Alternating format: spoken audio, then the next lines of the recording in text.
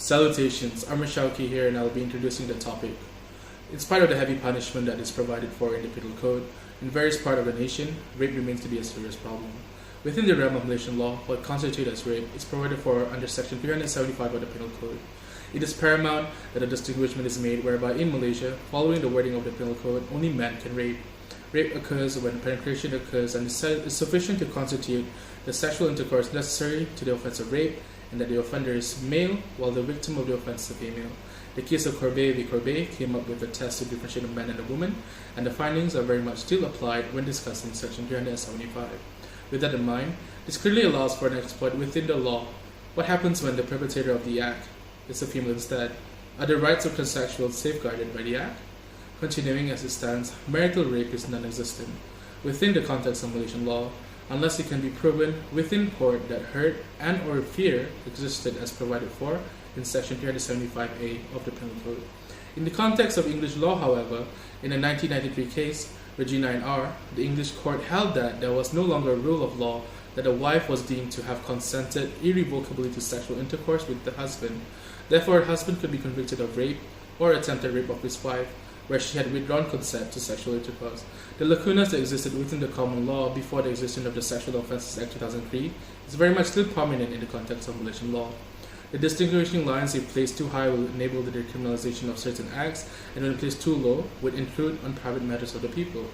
Whilst the introduction of the SOA 2003 aided in attempting to read the Act of gendered nouns in hopes of ensuring gender neutrality is met within the Act, Section 375 of the Penal Code remains strictly applicable to men.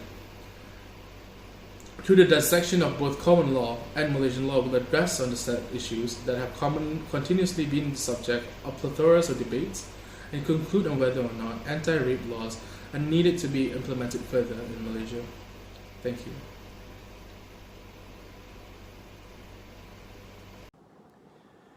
In Malaysia, the main provisions that jurisdict the rape cases would fall under Section 375 and 376 of the Penal Code, whereby it defines the offense of statutory rape. In Malaysia, having sexual intercourse with a female below the age of 16 falls under the offense of statutory rape. Malaysia setting the age of consent to be 16 years old. The prosecution then bears the burden to approve all the elements of the offense of rape. First being that the accused had sexual intercourse with the woman in question. Second being that the act was done under circumstances falling under any of the descriptions specified under Section 375 of the Penal Code.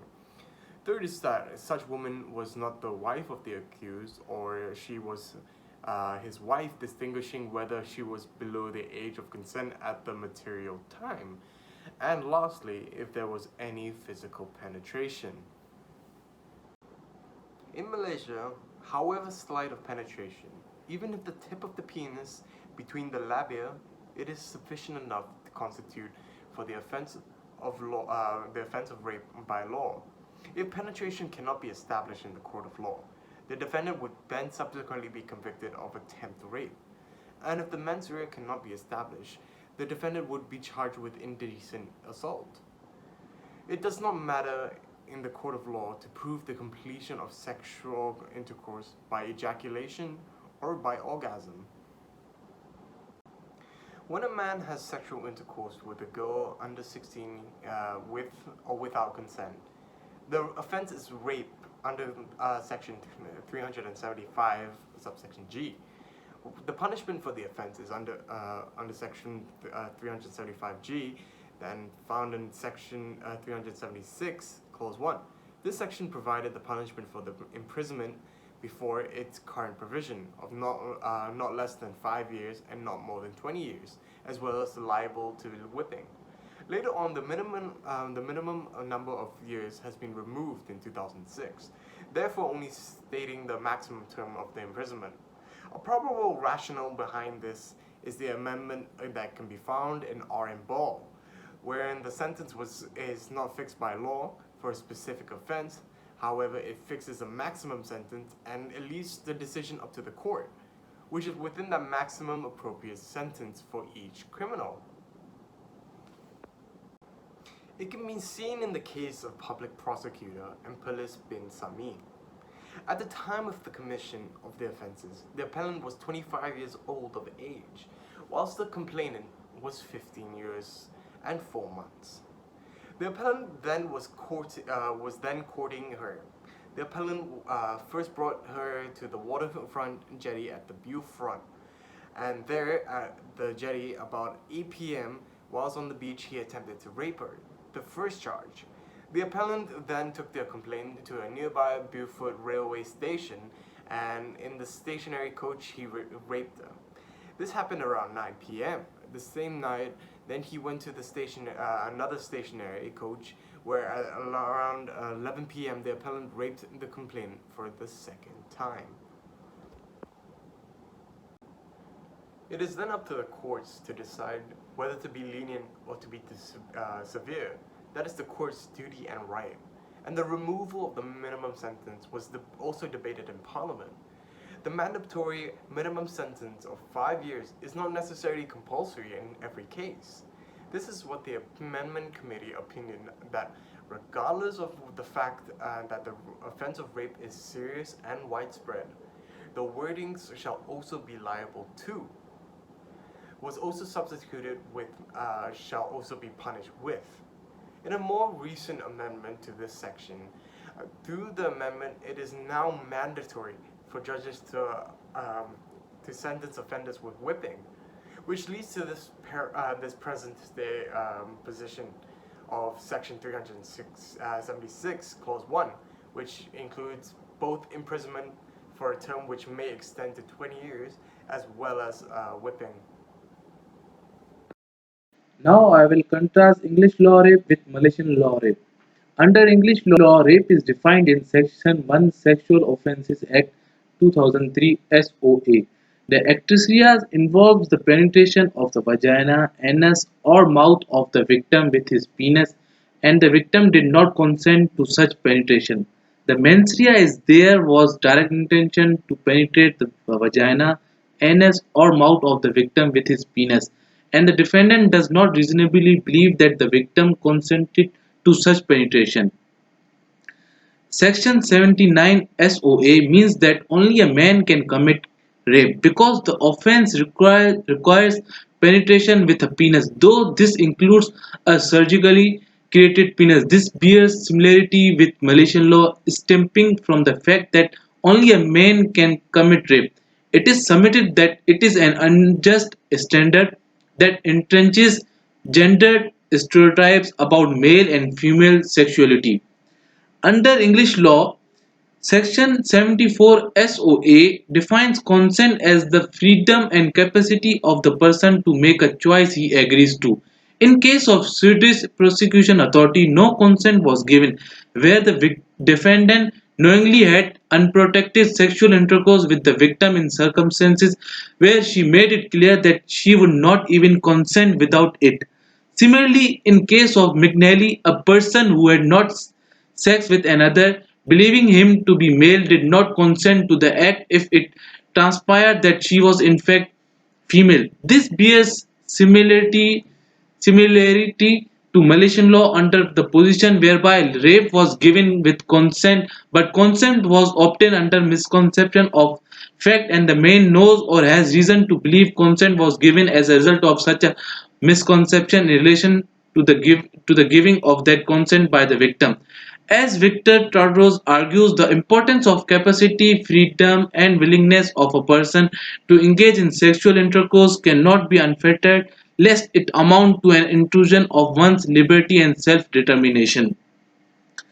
Section 76 SOA 2003 means that there is conclusive presumption of rape if the victim did not consent to the relevant act and that the defendant did not believe that the victim consented to the relevant act, or the circumstances were such that the D intentionally deceived the victim as to number one, nature or purpose of the act, or number two, the defendant intentionally induced the victim's consent via impersonation of a person known personally to the victim.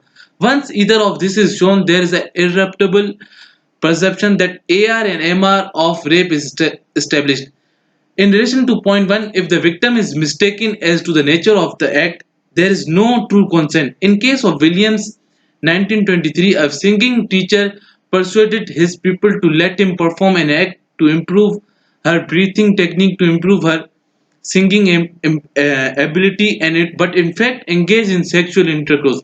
He was convicted of rape since the act she consented to was different in nature from the act actually performed. This bears similarity to the Malaysian position whereby the victim is unable to understand the nature and consequence of that to which he has given her consent.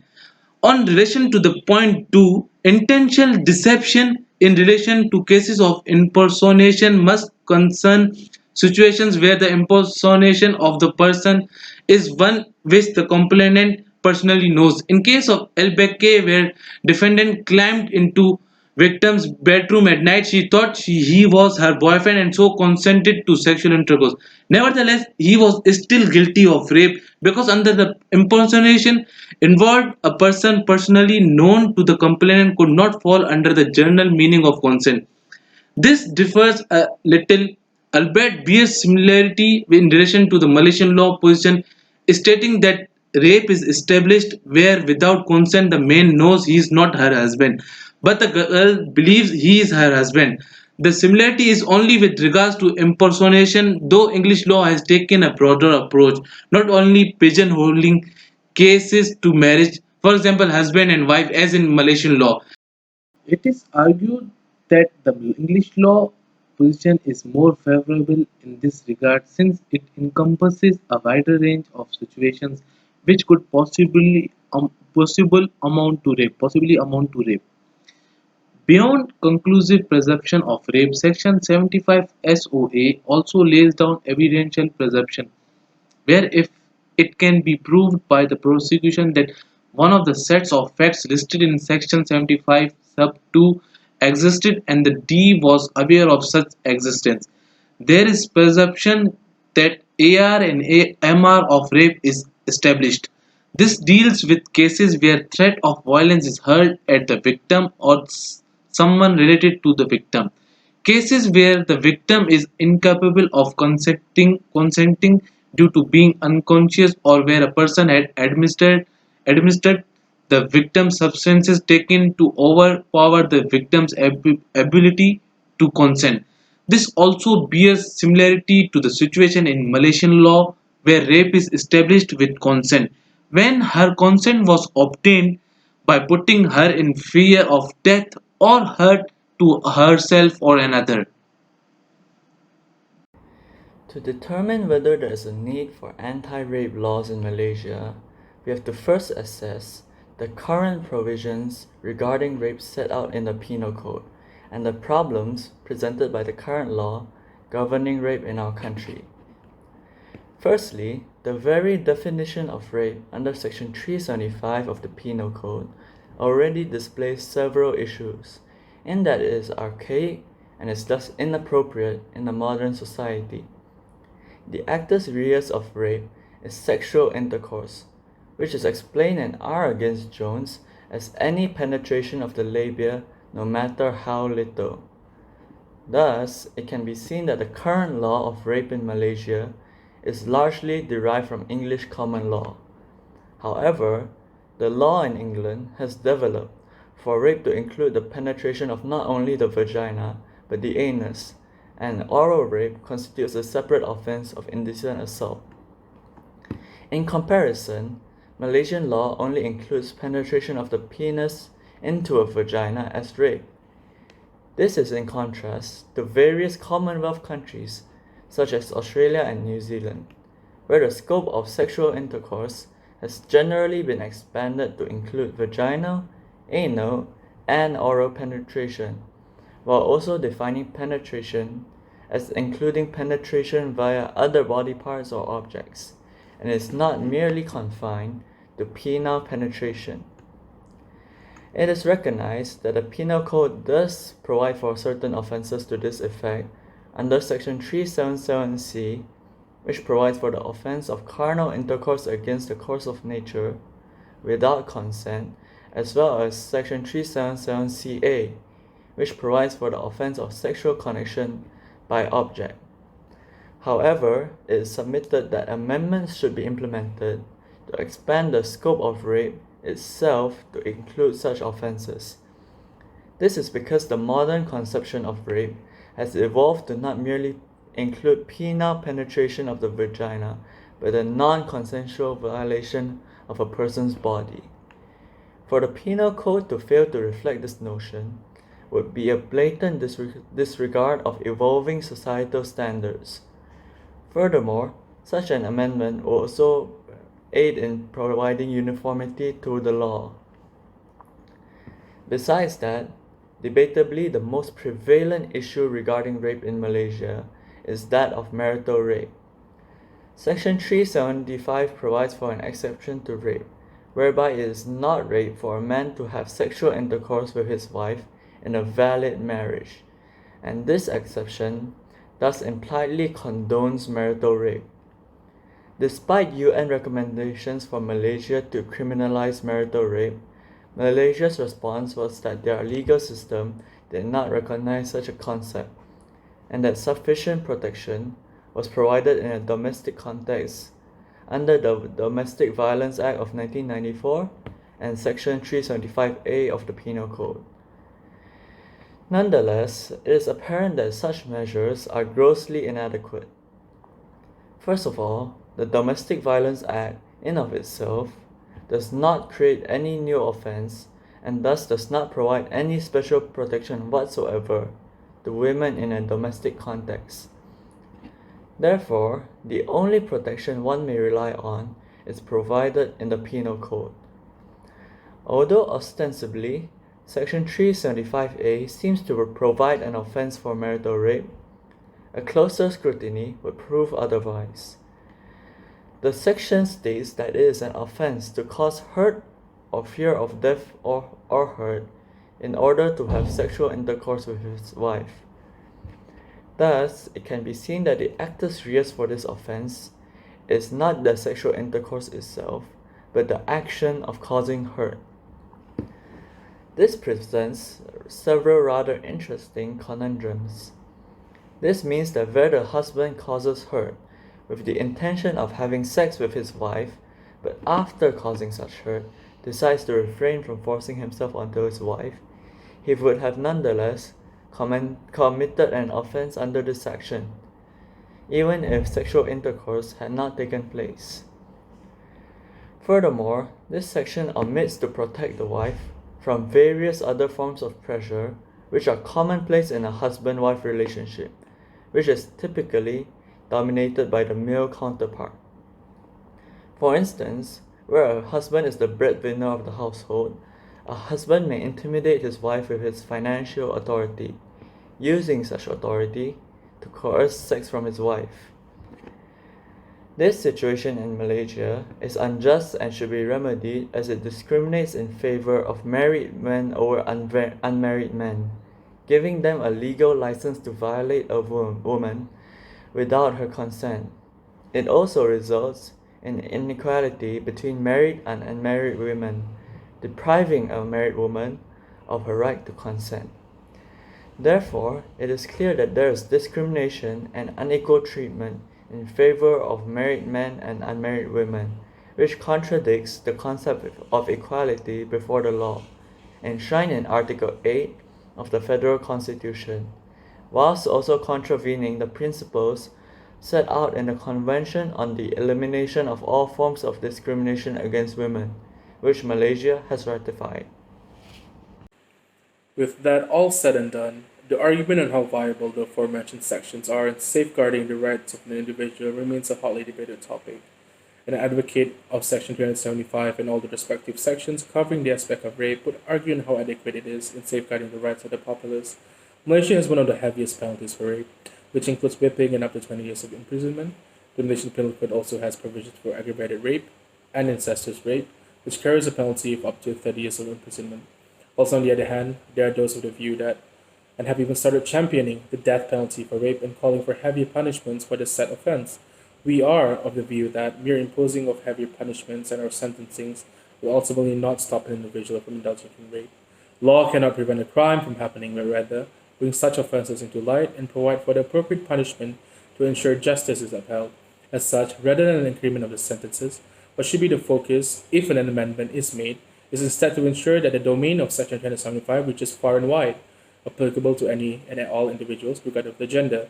A step forward would be the abolishing of gender pronouns, much like the Sexual Offense Act 2003 in the English law. As it stands, the penal code is sufficient in nature, but it is far from being adequate, and further improvement is needed and highly encouraged. Thank you. That's all from all of us.